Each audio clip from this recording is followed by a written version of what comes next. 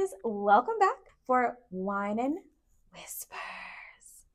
So today's topic, we are going to be diving into leaving corporate America, becoming an entrepreneur, and talking about everything that goes with it. The good, the bad, the ugly, the scary, but then the joys that you get after the fact. Absolutely. Because I'm happy I did it. Wouldn't change it for the world. No. So let's uncork and unwind, and let's get into this topic today. Denise? Yes, ma'am. What was your point of knowing that it was time for you to go? Oh, I feel it, yes. It was a number of different factors. I wanted to jump ship. I remember the exact day I wanted to jump ship. Oh, yes. I wanted to jump ship. I had applied for this position that I was already doing the work for. Okay. And the formality of having to go through the interview process, I did, only to be told I wasn't doing the work and that I needed to be placed on a 1-year probation. They can suck but it. Then I realized that I have people that I need to feed. I have a home to keep over people's heads. So I said, okay, you know what? Do what you need to do and work your way out of the shithole, for lack of a better term. And this is where I had said in episode 1, I enjoyed rushing home to come and just work out my frustrations, right? And I got really, really comfortable. How dare they say you're not doing the job? But there's no one in the seat, right? So there was no one in that seat working. No, so there was a director that left. They retired. Beautiful, congratulations. Yes. And in the interim, they were looking to fulfill the position. So it was vacant. It was. And you were doing the work of that person. Correct. Okay. Plus my work. Oh. And of course you weren't getting paid double salary. No. And on top of that, I was doing other duties as assigned, such as training, which did not fall in my wheelhouse. Oh. And I'm sure you didn't get compensated for it. Why would you? No. Beautiful. So it was funny when I recognized what was taking place. Excuse me, and you being the person that I knew who you were, me, and your background, I had to touch base and say, hey, this sounds like something they give to people who are on their way out or who are in trouble. Yes. Why am I placed on a PIP, aka a process improvement plan, for someone who has had nothing in the last 10 years working there, but stellar employment evaluations? Yes. I stumbled on that word, but you know what I meant. I know what you meant. Yes. So my performance isn't bad. Why do I need a performance improvement? You don't. So absolutely. So my background is HR and I love what I do, mind you. But if you're put on a PIP, no matter what your company says, they're trying to ease you out. Right. Especially if you have nothing in the background that shows that you should be on a PIP. Yeah. So yeah, girl. Yeah. So I had an exit plan. And in that year, I prepared myself. And literally a year to the date coming next week, right? The 30th, 2 weeks. 2 weeks. October. Yes. Right. I did a leave of absence. Oh, that's right. I forgot. I did a leave of absence, and I did it at the most inconvenient time for them, and I didn't give two shits. As you shouldn't.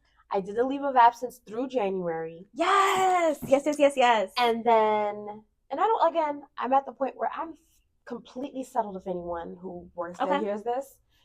2 days before I was supposed to return, I was like, this is not going to work. I literally was filled with anxiety. I was scared shitless and just crying. No one should ever want to go back to a space that makes them feel that way. Absolutely not. And that's where I was like, hit send. But hit send was the most beautiful, bittersweet experience ever in my life. Of course. I have never felt that ever. Like, I've gotten married, I've had kids, I felt different emotions in all of those spaces. Okay. I was in a car accident, almost died years ago. Like, I've never experienced that until I experienced this. And this was an experience where it was like a release. And when I say a release, it's, you know how they say you do these certain exercises, meditations, and it's like a cathartic release? Yes. That's what it was. That was a euphoric release. Yes. I love this for you, though. I was scared shitless, though. I'm not going to lie. No, because... But it felt good to know that I was not chained. But think about it, right? So you've worked in corporate America your whole life, which means you've got a steady paycheck your whole life. Yep. You got benefits your whole life. Yep. You were able to and have good benefits too. Oh, you had great benefits. I had great benefits. You were able to do your PhD, not PhD, master's. EDD. Yeah. Paid for, right? You had benefits to get in and out of the city as you please because it was taken out. You were able to have health insurance where you were able to pay for it, get your prescriptions, no worries about it. Like all of these things, a 401k, you're putting into your retirement, Social Security, all those things we don't think about, FICA when they take out of your paycheck and we don't like it, those things. Yeah. And I had a beautiful severance pay. Oh, yes, you did. But I didn't know. And that was once I heard severance. Once I heard that there was a beautiful severance pay, that was when I decided to write the letter. It was time. That's scary as shit. Oh yeah. Leaving that comfortability level, roll it with me, and going to say, I'm going to make my own money on my own time. My own terms, my own way. All of that. I'm already managing other people. And I also made sure when I was a manager, I didn't try to act as the manager. We worked together. I was just the buffer between the meetings and everything that needs to happen. You give me millennial manager vibes. Yeah, absolutely. Yeah. You don't feel good today? Go ahead, take a day off. Yes. The vacation days are there and they need to be them. used, right? But then I have to come home and manage everything else. So if anything, I'd rather manage what I can manage and know that if anything fails, it's because on me. And I'm not going to be reprimanded by somebody else because it's not meeting their expectations. And it's also you're managing what you can manage in your own time frame with your own expectations, with your own rules and guidelines. And it's not someone forcing you to manage other people. Yeah. With adults. I was trying to be nice. No, they're adult children though. Children, adults. No, not all. There's some that I didn't even have to blink, and I'm just like, you got this. And then there was others where I'm like, why do I have to babysit you? You were grown. You probably older than I am. Yes. And I'm babysitting you. Yes. Yeah. That part. But it's a real thing. But now you here. So you've been out a year. Officially a year. Come the 30th. Yay! I'm so excited. I can't Do a dance. Do it. Break it down now. Do a dance. This little thing is like limp. We are talking about a microphone. Just want to put that out there. All right. It's limp. Okay. So now I'm gonna flip it, right? Because I got loud and crazy. That's okay. I need you to tell me what made you flip the switch. So I was doing HR at this lovely company. My director left. You say lovely. Sorry, go ahead. I do say lovely. Okay. I say it a lot, actually. It's one of my favorite words. It is a lovely company. It is a lovely company. It is. Okay. Like, it's not no, what did I say? No cap? That's what they say now? Yeah, that's just me being facetious.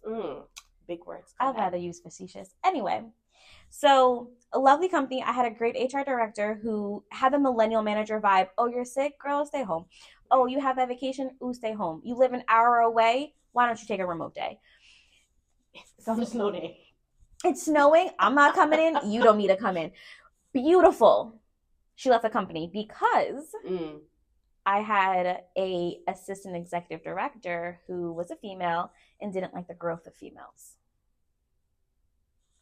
She would talk down to people who were doing great and be rude and disrespectful and not support them. So crab in the barrel mentality. Yes. Okay. So my director left. Okay, beautiful, whatever. Me and my crew were still hanging. My HR department was bomb. Right. I got a new HR director. Ooh. She's toxic. She's super toxic. She repeats herself constantly. She didn't support the staff. She didn't support the team.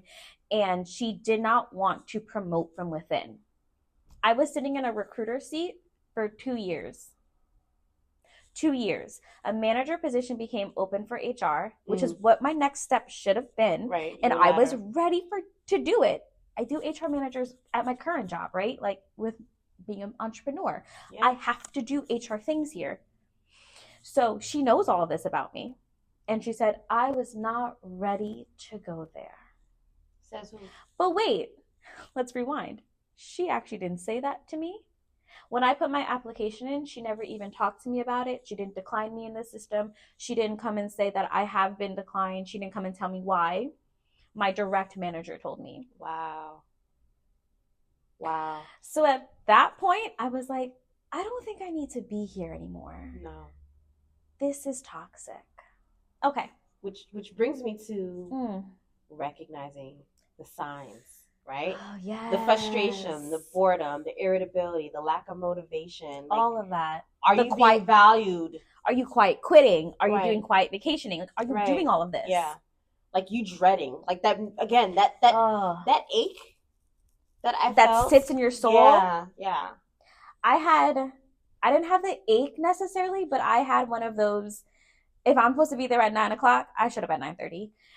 Yes, part of the problem was that I hit traffic because my route took me traffic through a very highly congested area. I could have woken up earlier. You could have. I didn't like going because I could have done my job from home, and you didn't want to let me be home. Right. One day a week being remote when I live 30 plus miles away with traffic. That's like this distance from here to where my sister lives. Like that's a 38-mile drive. Correct. Like that's like over an hour commute. Correct. That's what I was doing. And you don't want to let me be remote. Are you people facing? Were you people facing? Nope. I was doing all my calls over online. Right, because now that is the nature of interviewing, right? And the whole interview, because even when we were trying to fill space, everyone was phone first, Zoom second, and then if you really liked you and if there was a need for a third, then you would come in person, because that means we're really interested in you. So for me, it was I did all of the screens over the phone, and then I would set up the interviews in person with my DON, Director of Nursing, so that they got to see the facility and do the tour. But they never met with me until orientation. I could have been home. So recognizing all of those things, the fact that I didn't need to be there, you weren't allowing me, you weren't recognizing the work that I was doing, you micromanaged me and try to get me to write down my notes of what I was doing and how I was doing it. Why do you need to know? Yeah. I can talk to you and have a conversation. You don't need me to write it down for you. That reminds me of like you do all the work, and when it's time to present, I'll take the credit. Bye, Felicia. Yeah, no, that's again recognizing your worth, knowing where you're being valued, and knowing no longer tolerating it. Knowing where you are, that it's not okay for that. You're not being recognized for what you're doing, and that it's okay to leave. Right. And it is scary. Even scary leaving from one corporate job to another corporate job sometimes can be scary. Because you're traumatized. You are. Right? And so, and I've seen it a couple of times where you go, and even I did, I think from one employer to when I got to this employer, there was a level of trauma that I was like, can I do this? Can I not do that? And it's almost like a kid asking for permission, grown ass adults. Right. And it's like, but if you, and I don't want to go into the deep dive, but there is research that shows systemically school was originally conditioned for the factories. Yes. Right? Mm-hmm. That's why you have the bell that goes off. That's why you have to be from class to class. Yep. Because if you're going from station to station or whatever it is that you were doing at that time frame in the industrial age. It all correlated with each other. Absolutely.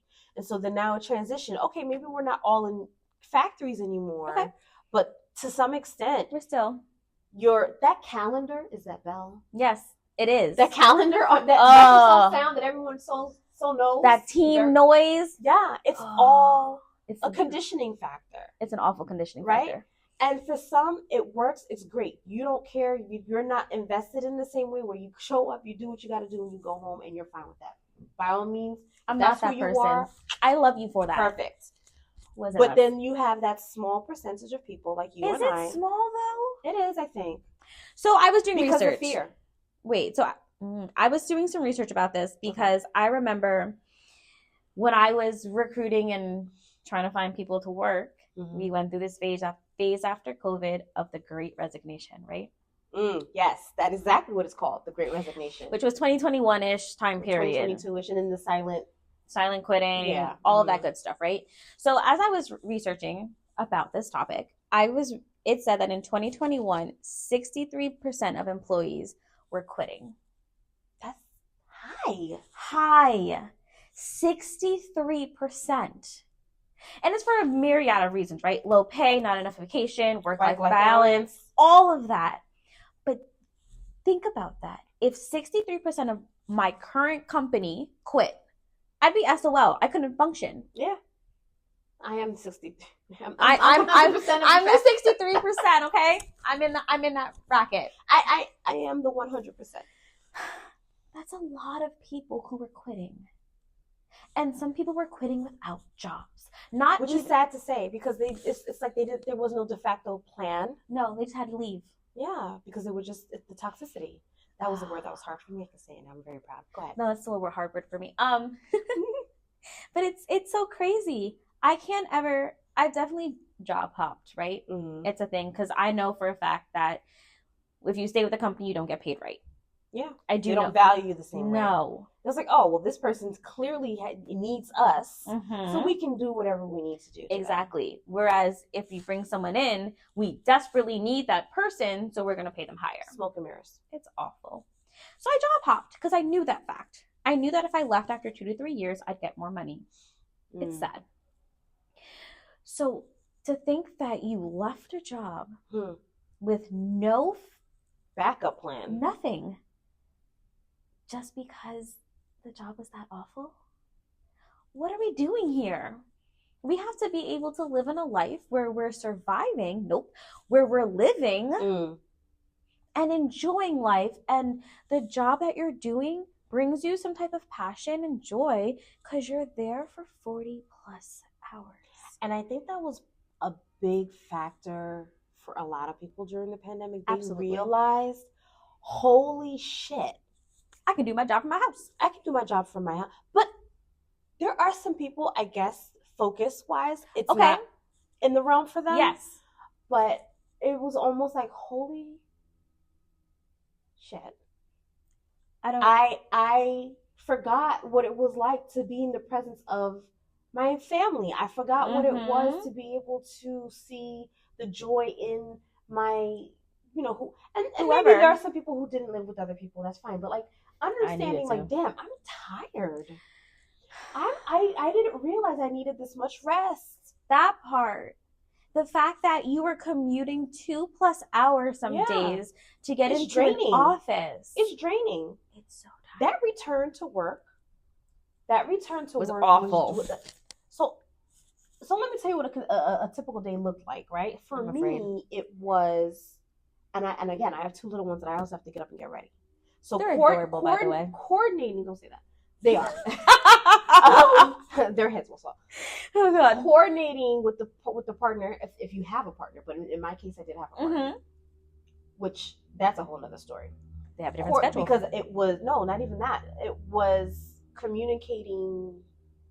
I wasn't communicating where I should have communicated. So there was loopholes in how that coordination was going. Okay, understood. So my lack of proper communication, and then in turn put more on my load.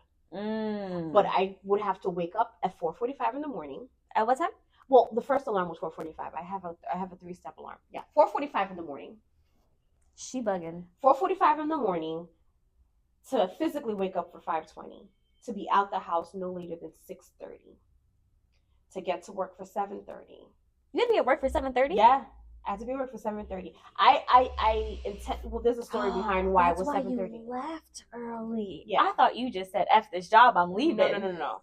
My bad. It was intentional. It was during the time I was enrolled in my doctoral program while I was enrolled in my manicure program, which started at a certain time, so I had to leave by a certain time. So I just kept my calendar, my schedule like that permanently. I'm not gonna go back. Why go back? But you had to wake up so early. I guess. It was working until it didn't work. Right. So I would do that, leave by 3:30, which was really 3:20 because I want to catch that 3:26 train. Absolutely. Bye. And come back, either see a client or run around and do after school activities with my kid, which really wasn't spending time with my kid because it was pick them up, shove food in their mouth, drop them off, pick them up, get them ready for bed, and go start all over again. I would see the kid. It was a big monkey race. It is. A big monkey race. Which isn't, where is the bonding that you have with your child at that point? But COVID. COVID reminded me, like, holy shit. This is possible. Yeah. And I lived with mom guilt I still live with mom guilt every day, but I lived with mom guilt during that because I was able to play games with my kids. And I'll never forget, there was a moment where my eldest was being intentional with me, and she said, Mom, let's watch this YouTube where we were instructed, like, I think it was guided painting or drawing. Oh, like a paint and sip, but online kind of thing. Yes. Okay. Did you guys sip while you did it? Yes, sip cocoa. We were actually drawing a hot cocoa mug. Okay. Oh, that's cute. And it was one of those things where typically I'd be like, I'm tired, and I'd be like, here. Mm-hmm. And I didn't do that. I was like, you know what? She wants my attention. You had energy. Let me give her that attention. Right? Yes. And every now and then I have to remove myself because I get caught up in the rabbit race. Always. And I'm like, oh, I'm doing this. I got to post content. I got to do this. I got to do that. And every now and then, like, she'll say this, you know, if I'm bringing her here, she'll say, oh, does such and such have to come with this too? She just wants it to be she and I. Not to say that she doesn't love her little sister, but she wants that time with you. Right. So sometimes I can't get out of it, and it has to be the little one's got to come. Right. And then other times it's like, yeah, it could just be us because I get it. Right. I crave it. She wants and that. I remember being that little kid intimacy. who wanted to bond with my mom, and my mom. First of all, you're not gonna get that out of a Caribbean parent. Oh, that's a whole different conversation, which we can get into later. But no, the Caribbean parent also ties into this too, because I also feel like there's that double-edged sword. Okay. A feeling like I could have been doing this a long time ago, but everything that I went through has prepared me for where I am. I understand. I definitely understand that idea. Yeah, because I've been doing nails since I was 15 in my bedroom. But again, had I not gone the trajectory that I did, another big word. Hey, corporate needs coming back. Corporate, you never left. No, you never left. But yes, that I wouldn't be where I am now, right? I wouldn't have had the preparation and experience to be where I am now. Because that's what you need. As much as you wish that you could have started this sooner and maybe being a multimillionaire nail tech right now, had a bigger brand, doing Cardi B nails. I don't know. Is she famous? She's Cardi B. Cardi B's nail tech. Oh yeah, she is. Could have been Cardi B's nail tech, right? But maybe you're slated to be someone else's nail tech in the future. It's just reminding ourselves that we got here when we got here at the time we needed to get here, even though we went through all them struggles and tribulations. Yep. Yeah. So that's when I realized that I needed to leave, right? Circling back. Sorry. No, we I good. took over. Okay. No, you good. So that's when I knew I had to leave, when I wasn't being valued. So I kind of did what you did. I was quiet in my game. I did what I had to do with my job. I did the bare minimum, to be honest. Right. Which the bare minimum for me was still 80%. Because I don't know how to do bare minimum. So I was still doing 80%. I then also, on top of all this, realized that the new season, the new budgetary season had come. There was no promotion in it for me. What? Mind you, I'm already doing the promotionary work, right? Because there were 2 recruiters at my company, and the one recruiter was asking me questions. Was asking me questions. Because what? Asking me questions, was asking for advice. I was helping solve problems. If things ever came up in recruiting, it was, well, let's call Nikita. Let's talk to her about it. So I made this plan that I was going to get a new job. That's really what it was. And I started interviewing. Yes, I remember that. I got offers. But you weren't happy. I wasn't happy. So I got these offers and they were great. It was money, and it was more than excitement in it. It was more than I was making, and I was thrilled, right? Yes, I know I can do my job. I can interview well. I got this. And then I sat down and I thought, yeah, I got it. Yeah, I know I can do it. I don't want to. I don't want to be doing the rat race anymore. Yep. I'm tired. I want to be present at the studio where I can just sit and sweep the floor. How sad is that? I just wanted to go to the studio and sweep the floor because I knew that it was dusty, but I was tired the night prior and I wanted to go home and go to bed because I had to wake up to go to work. But instead, I can come and sweep the floor. Like, it's just stuff like that. So I declined all my offers. Every single I one. didn't know that. I knew there was one you declined, but I didn't know it was No. multiple. So there were 3 offers that I got. Wow. Because I was interviewing from February through April. Yes. And that was my kickstart. Right. Exactly. So basically right after you. Yeah. February through April, I was interviewing. I declined 3 offers. And then I said, well, I want to go to Ireland. So let me use my vacation, because the policy at my company changed where they weren't paying me out anymore. That's how that happened. Mm-hmm. See? Look at the backstory. There's a lot. There's a lot. The backstory. So they recently changed it. Prior to that, you got paid out all of your vacation. I didn't mean to yell at you guys. I'm sorry. All your vacation. January 2024, the new policy dropped where if you weren't working for your company 5 years, you weren't getting paid out anything. Mind you, at 3 years... It's funny how they say that, how you saying that, right? It just reminds me of stealing time. It is stealing time. Right. They're so worried about us stealing time that they're steal time in our faces and slap us with it. And it's the bullshit that came with it. We care about your health and well-being, so we want you to use it. So that's why we don't reimburse anymore or pay out anymore. But if I leave, I accrued, I worked, right? Accrued. That time. I worked. I put my blood, sweat, and tears. Give me my money. Right. And literally, just give me my money. Yay. But literally, my tears. Tears. And you're going to tell me my that I'm not going to... Right. So that was the policy. But wait, there's more. Okay. If you worked 5 or more years with the company, you were going to be paid out 40 hours of your vacation only. So a week. So let me break it down for you. I was there. I accrued 120 hours. Oh, hell no. And I was under 5 years. Oh, hell no. People who are over 5 years can accrue up to 210 hours. And they're only paying 40.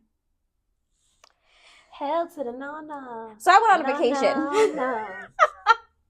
I went on a vacation. Oh, so you're better than me. You didn't do it. You didn't do 2 days before you're supposed to return. No.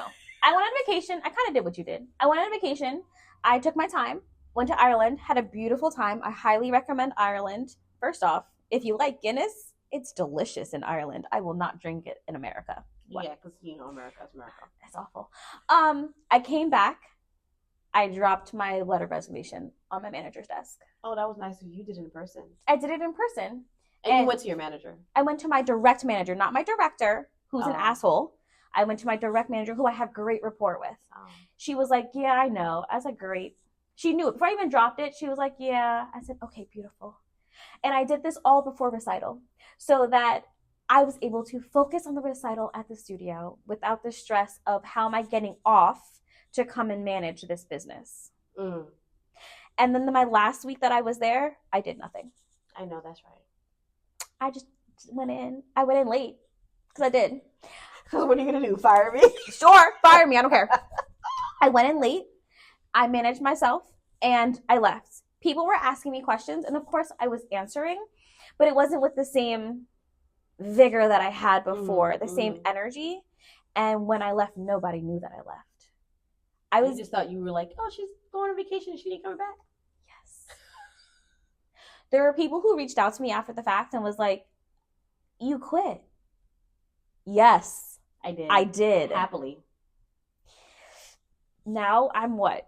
It's June, July, August. 4 months later. Oh, it's only been 4 months. Can I tell you that it feels like I've been living this life forever? I know. It's a relief. It's a real big, did I say cathartic? It is. It's a big relief off your shoulder. It is. Because if you had asked me how long it's been, I would have said it's been at least a year. No, I've gone through a season. Mm-hmm. Can I tell you that I went to the beach basically every week? Ooh. You didn't have to worry. I didn't have a job. And I didn't care. I got a whole beach pass. I went to the beach once a week minimum. Oh, wow. With my book. And I read through 4 different books this summer. Sweet.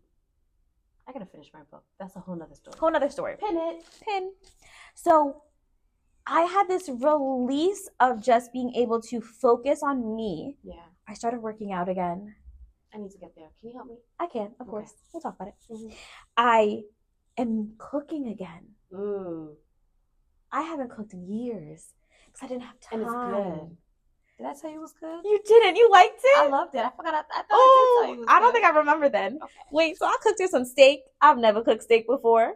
She said it's good. It was good. It wasn't chewy. Oh, good. I was afraid. Anyway, so I'm doing all of this, and now it's just, when I tell you that I'm not tired, I genuinely mean it. Look at your face. Yeah. You happy too about it. Yeah. Because you're not. I'm tired for different reasons, but it's not because I'm tired from like the rat race. Yeah. I'm tired because I gotta wake my kids up and go take them to school. That's a different problem. That's a different kind of tired. I'm really glad I don't have that problem. I'm so sorry. I was that child. I didn't wake up for school. You're not morning people. I'm not. That was also the thing. I'm not a morning person. So to have to wake up to get to work for 9 means that I'd have to be up and at 'em at 6:30 so that I can leave my house at 7:30 to get to work for 9. Did you guys just do that math? Because I did. I definitely would do a 6:30 wake up. You have to. Versus this my 5:20 wake up. No. So now I don't wake up at 6:30. My body will naturally wake me up between the hours of 7:45 and 8:15. That's not bad. It's not. No. I naturally wake up because I'm rested. Yeah. And I still do what I have to do. I'm busy throughout all day. I still come teach dance at night. Don't leave until 9:30 most nights. Get home, go to sleep. Doesn't matter when I go to sleep. I still will wake up between 7:45 and 8:15 because I'm rested. Yeah. Your body has relaxed. You've unwind. Right. Yeah. Yeah. We talked a lot about the good things. I want you to know. Yeah. This ain't all good. No, because the way my bank account is a bank account. Ooh. That part. So it's not for the lighthearted. It isn't. I've got I was audited. Ooh. Yes, you were. I was audited and I had to submit over 300 pages of documentation. I remember. Oh. To be like, what do you mean? What this is real. I'm not taking nothing. Listen, you see any letter that comes through your door that says IRS and you I immediately cringe, right? No, I sweat. What? Cringe. Yeah. I'm afraid. So yeah, I had to do that. My tax preparer spelled my name wrong on all my documentation. Which I think is wild. That's just disrespectful. And it wasn't just like one name. It was both my maiden name and my married name spelled wrong. So you're just a trifling man. I don't know. He added a T to my maiden name. There was never a T. There's T. No T in it. Nope, there's no T in my maiden name. I'm talking about my maiden last name, the one that was on my birth certificate. And then my married name, he flipped the H and the N. What? Yeah. That don't even look like the right name. Yeah. But you know what? Don't give him grace. I'm not giving him grace. Okay. There was some ownership on me where I should have checked my documentation when it was given to me. Okay. But at first glance, looking at the Johnson, it looks right. It looks right. And it wasn't until I was on the phone with IRS customer service and they were like, read it exactly and spell it exactly how you see it on the paper. Mm-hmm. And guess what? It was wrong. That's when I was like, oh, I see why I'm being audited now. He was like, what? What do you mean? I was like, my name is spelled wrong on this documentation. So it doesn't match your social, doesn't match anything for your business. So when he was trying to insert it with my married name, he was like, the social doesn't match. I was like, it's never had an issue in the past 10 years because, I've been married for 11 years now. I was like, it's never been an issue for the past 11 years. Why is there an issue now? Absolutely. He was like, oh, don't worry about it. It happens sometimes. It glitches. No. Let me get your maiden name. Give him my maiden name. It's not recognizing trifling. Your maiden name. What do you mean it's not recognizing with my maiden name? I'd be livid. So and scared. Yeah. And so when I got all the paperwork and I'm looking at the paper, I'm like, why is my name spelled wrong? So I had to pay back. So payback that I wasn't ready because, more than half the year I was under a corporate America receiving a paycheck. And taxes getting taken out. And the last 3 months of the year, I was an individual sole proprietor. So it was like, what do you mean your business is filing for a refund? Because who are you? Who are you? What? You've only been in business for 3 months. Yeah. Right. Well, no, since June I LLC. I had LLC 6 June. months. Okay. Right. So technically six half a year. Months. So 9 months. 6 months. That was one ugly truth. The second ugly truth was, you can manage and you can budget as tight as you want, but you can't prepare for the unexpected when things come up, right? Because you still need a vehicle that needs to be serviced and maintenance, right? Mm-hmm. Excuse me.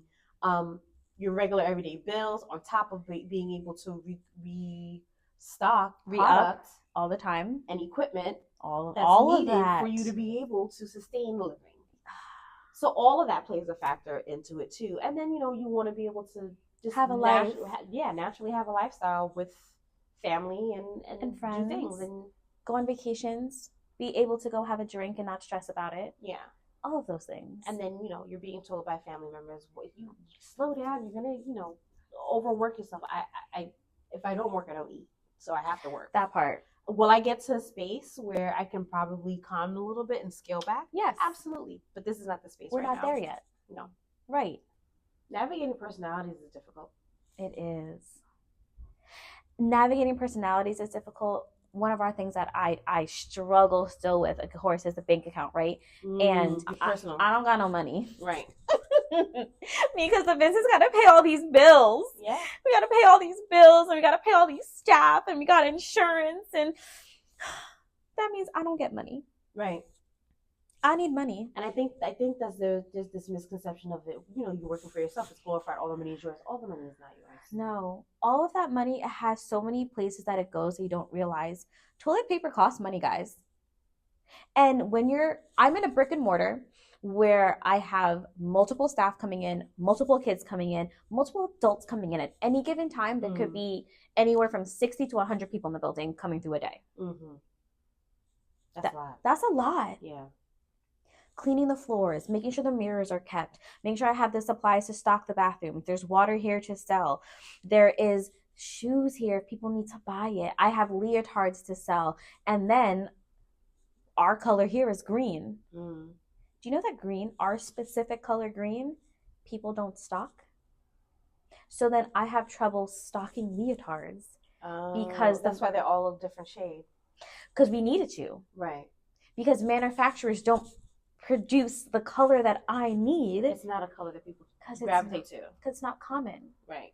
So we have an issue, one, right, where we've worked through it. We found a solution, but it wasn't easy. They made adult color green hoodies. But didn't make kid color green hoodies. So we had to find a whole different manufacturer for that. Gosh. That in itself is just something I would have never thought about. Right. Because you would think, oh, you make hoodies for all sizes. And colors. Right. Right.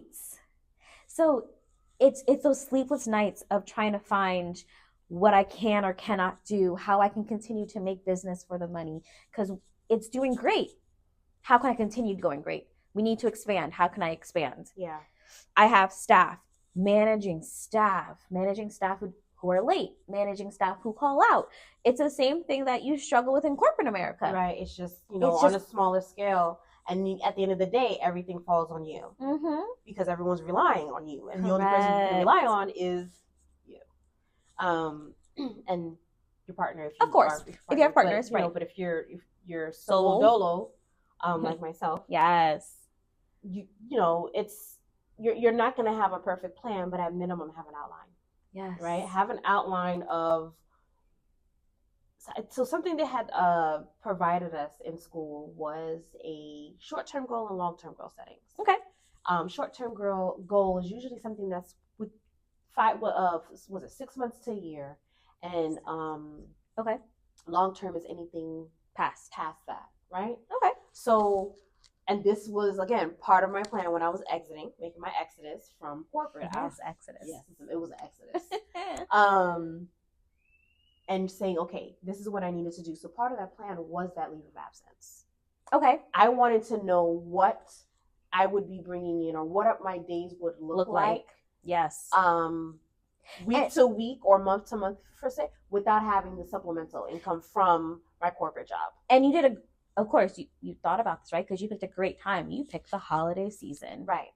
But I picked the holiday season as a newbie. Okay. Not realizing there are two lows. In the holiday season? There's two lows in the year. Oh, okay. The two lows in the year are January through mid-February because everyone's recovering from the holiday. Because we broke. To be honest, we broke. Right? I kind of expected that though. Because you were broke, right? Right. Even as corporate America getting a weekly paycheck, I'm broke. Right. I just spent on the holidays, right? Right. Because Capitalism. Wait, no, there's multiple reasons. You had holidays, plus you got birthdays. Yeah. My kids are December babies, so that's a whole nother story. And then the other low Okay.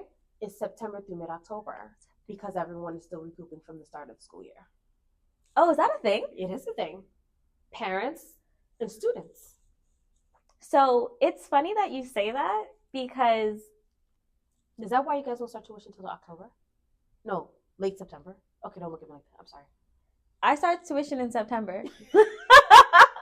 In case anyone needs to know, September you get charged. Right. We start the week after school starts because of that fact.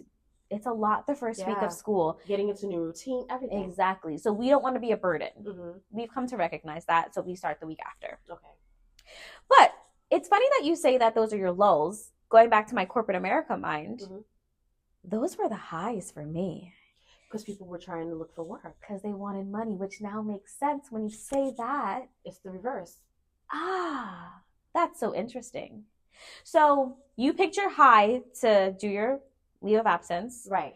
So I can have some cushion. So that when you go in, because you knew going into January, you were most likely going to take this step. You were teetering, but I feel like you were pushing yourself a smidgen. So you needed that cushion to go through, and then you survived your low.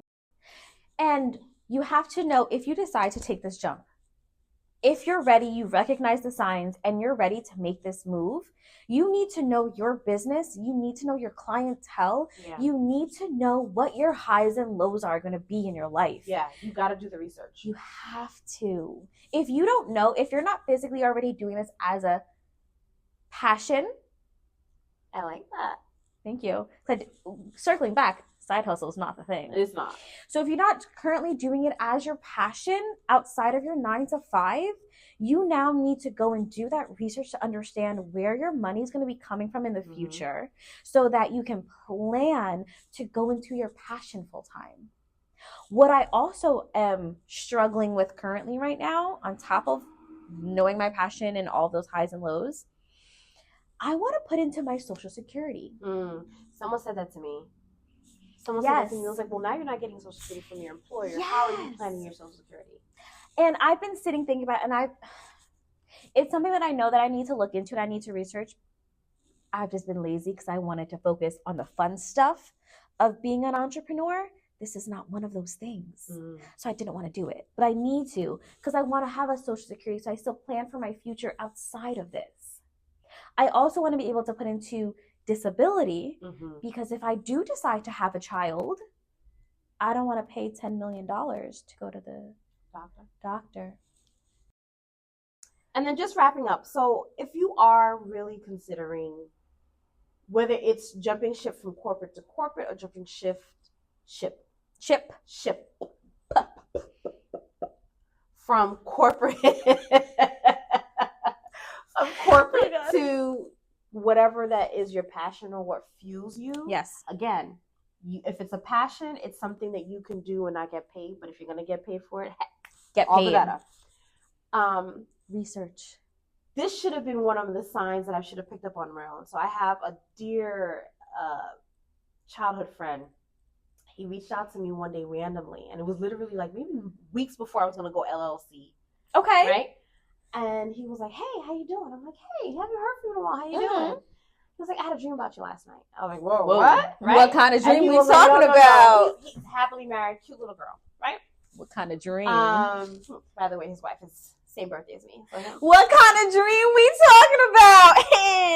Anyway, so he's like, I had a dream. He's like, whatever's in your heart, go for it. He goes, but before you go for it and you go and you run your business, and he had no clue.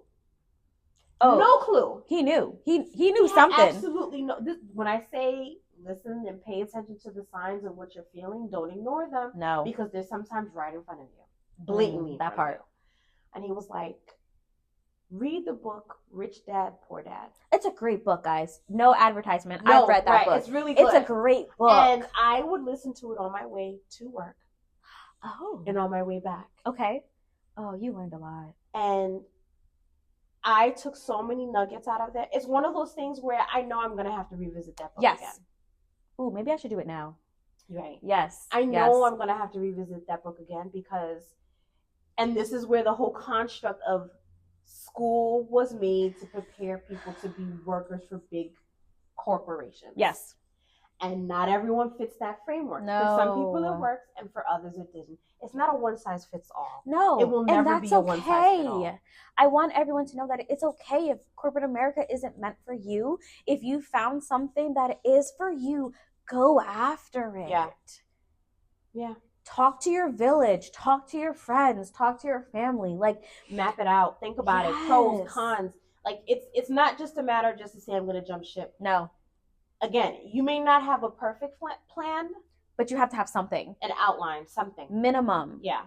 Before I jumped ship, I had to sit down with my husband and talk about what we were going to do, how we were going to pay our bills. What the finances are going to look like. The finances look. Are we comfortable doing this? Is he okay with me being on his insurance? Like, all of those things, we had to sit and talk about it. If you don't have a husband, you don't have a partner, if it's just you, sit and talk it through with yourself then. Yeah. Or family members, because, you never know who they may not understand the vision, but they may be on board with supporting you in another capacity. Correct. You never know. Maybe they'll buy speakers for your studio, and that's one less expense you need. Someone did that for you? Someone did. Oh, that was nice. It is. And so we didn't have to buy 2 sets of speakers. They were gifted to us. Or, you have friends who get you another drill so you're not going back and forth with the same drill. So if your drill dies, you have a backup drill. That's happened. Ray got that for me. Thank you, Ray. Thank you, Ray. Love you, Ray. Yes. But yeah, I'm in 2 separate locations. So rather than having to, and she also got me my very first train case. Oh, I love that. Yeah. You need it. Or if you're a service provider like myself and you're just learning how to get through the ropes and stuff like that, do not be afraid to ask your friends and family to be your customers, to be your guinea pigs. Yes. Because they are going to be the ones to tell you the truth and give you the feedback that you need so you can get in the right direction. Absolutely. I was a guinea pig. I loved it. I'm still here, guys. I don't know if I'm a guinea pig anymore. No. No, wait, yes, I am. Yes, you are. I am. When I want to try certain things, I do it. I say, here's my nail. Figure it out. I'm going to just sit here and chill. But now it's not me trying to navigate mental health. It's more me trying to navigate my artistry. Yes. It's you changed what you were using your guinea pigs for. Yep. We still love her all the way. So the goal here, ultimate message, right? Yes. Don't be afraid. No, be afraid. Be absolutely afraid. Plan it out is what it is. Be afraid, research, talk to your village. And it's okay to not be what the society says is necessary. Corporate America isn't it for everyone. No. And don't think that it's going to be social media pretty, because it's not. It's not. You will have you will have those moments. You will have those moments where it's going to be, post it. It's going to look beautiful. But you're going to have those long nights where you're going to be sitting, laying in bed, whatever you're doing, tossing and turning, thinking about ideas, trying to figure out how to make more money, trying to figure out how to engage with the community, how to be popular with the society. All of that, it's going to be it. But you have those moments where it all just comes together. And it's the chef kiss where you're just like, I did it. Show me the money. Yes. So, my kids are cringing. Well, my kids are cringing. I think my kids that I teach are cringing. Yeah, that's okay. They're your kids. They're fine. So, again, I'm so excited for you if you take this journey. I really am. I cannot wait to hear about it. We're figuring this out as we go. We're navigating it. We're going to be here with you. Yes. And we're still going through it, too. So, uncork and unwind. Hey, Wispies. Thanks for joining us for another hard-hitting girl talk. If you have a topic or question for us, send us a whisper at info@wineandwhispersclub.com. That's whispers with an S. If you enjoyed this episode, don't forget to like and subscribe on your podcast listening platforms. See you next time, Wispies.